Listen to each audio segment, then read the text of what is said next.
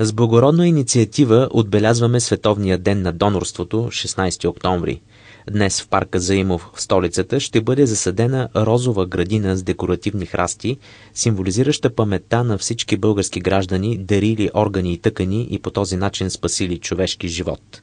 Инициативата е на Министерство на здравеопазването, Изпълнителната агенция по трансплантации и Български съюз на бъбречно трансплантираните. Градината в парка е част от националната кампания в подкрепа на донорството. В България обаче дори и такава благородна кауза като че ли повече разделя, отколкото обединява обществото. Вчера в парламента депутатите отново влязоха в излишен спор относно законовата форма на съгласието за даряване на органи. Отхвърлиха законопроект, предвиждащ изрично изразяване на съгласие за донорство при живе. И си остана старото положение да се изразява само несъгласие. При предишния здравен министър Анна-Мария Борисова пък се разрази скандал около дейността на Изпълнителната агенция по трансплантации.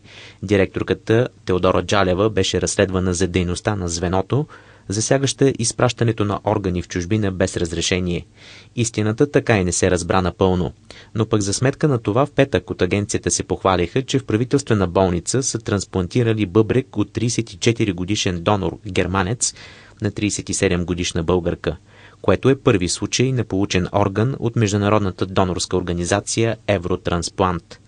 От началото на годината до сега в България са извършени 31 бъбречни трансплантации, 12 на черен дроб и 5 на сърце. За последните 2 месеца е имало 4 донора и 11 трансплантации.